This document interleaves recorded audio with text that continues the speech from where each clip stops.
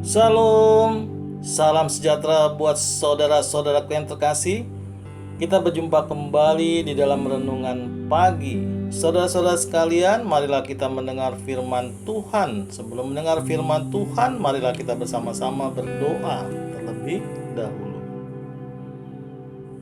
Bapa kami yang di surga, Bapa yang kami kenal, di dalam nama Tuhan Yesus, kami mengucapkan terima kasih atas berkat dan kasih sayang Tuhan di pagi hari ini.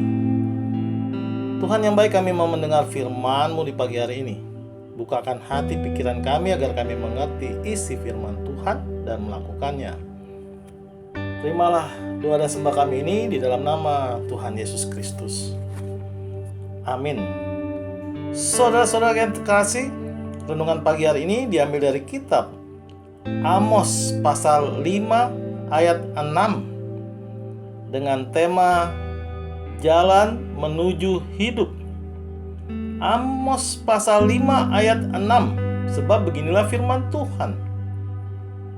Carilah Tuhan, maka kamu akan hidup, supaya jangan ia memasuki keturunan Yusuf bagaikan api yang memakannya habis, dengan tidak ada yang memadamkan bagi Betel.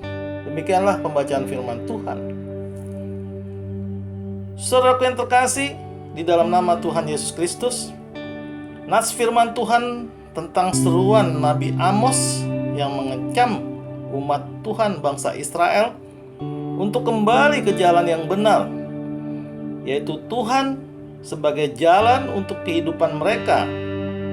Melalui Nabi Amos, firman Tuhan kepada kaum Israel, "Carilah Aku, maka kamu akan hidup."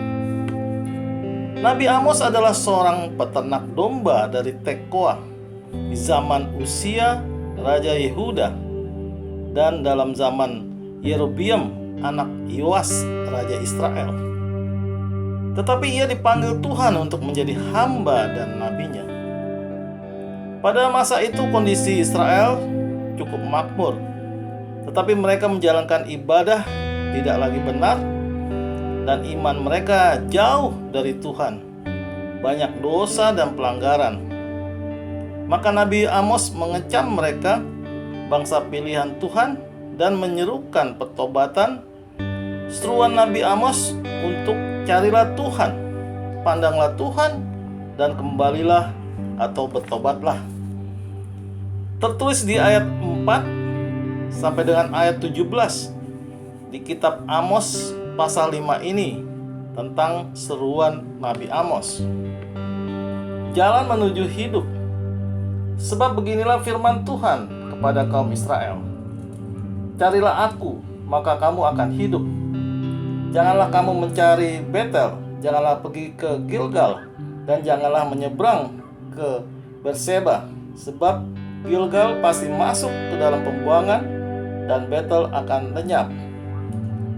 Carilah Tuhan, maka kamu akan hidup, supaya jangan ia memasuki keturunan Yusuf bagaikan api yang memakannya habis, tidak ada yang memadamkan bagi Betel. Hai kamu yang mengubah keadilan menjadi ipu dan yang mengempaskan kebenaran ke tanah, Dia yang telah membuat bintang Kartika dan bintang Belatik, yang mengubah kekelaman menjadi pagi dan yang membuat siang gelap seperti malam. Dia yang memanggil air laut dan mencurahkannya ke atas permukaan bumi. Tuhan itulah namanya. Dia yang menimpakan kebinasaan atas yang kuat, sehingga kebinasaan datang atas tempat yang berkubu. Mereka benci kepada yang memberi teguran di pintu gerbang, dan mereka keji kepada yang berkata dengan tulus ikhlas. Sebab itu karena kamu menginjak-injak orang yang lemah dan mengambil pajak gandum daripadanya, sekalipun kamu telah mendirikan rumah-rumah dari batu pahat, kamu tidak akan mendiaminya. Sekalipun kamu telah membuat kebun anggur yang indah, kamu tidak akan minum anggurnya. Sebab aku tahu bahwa perbuatanmu yang jahat banyak dan dosamu berjumlah besar. Hai kamu yang menjadikan orang-orang benar terjepit, yang menerima uang suap, dan yang mengesampingkan orang miskin di pintu gerbang. Sebab itu orang yang berakal budi akan berdiam diri pada waktu itu, karena waktu itu adalah waktu yang jahat. Carilah yang baik dan jangan yang jahat, supaya kamu hidup. Dengan demikian Tuhan Allah semesta alam akan menyertai kamu, seperti yang kamu katakan. Bencilah yang jahat dan cintailah yang baik, dan tegakkanlah keadilan di pintu gerbang.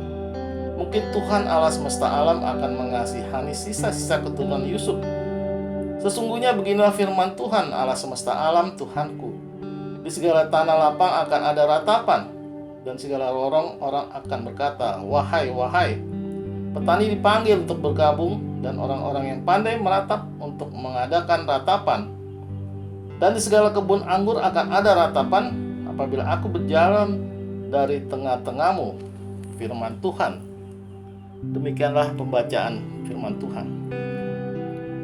Saudaraku, di pagi hari ini, seperti seruan Nabi Amos, adanya pertobatan dan adanya buah pertobatan, yaitu yang selalu menjauhi dan menghindari dosa, hidupnya selalu mengucap syukur, merenungkan firman Tuhan, dan selalu rindu bersekutu dengan saudara seiman.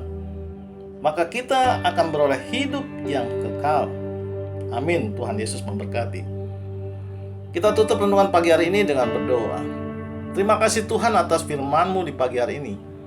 Ajar kami ya Tuhan, agar kami selalu setia dan selalu percaya kepadamu di dalam menjalani kehidupan dan aktivitas kami sepanjang hari ini. Dengarlah doa dan sembah kami ini di dalam nama Tuhan Yesus Kristus. Amin. Saudara-saudara yang terkasih, marilah kita selalu mengucapkan syukur di dalam hidup ini.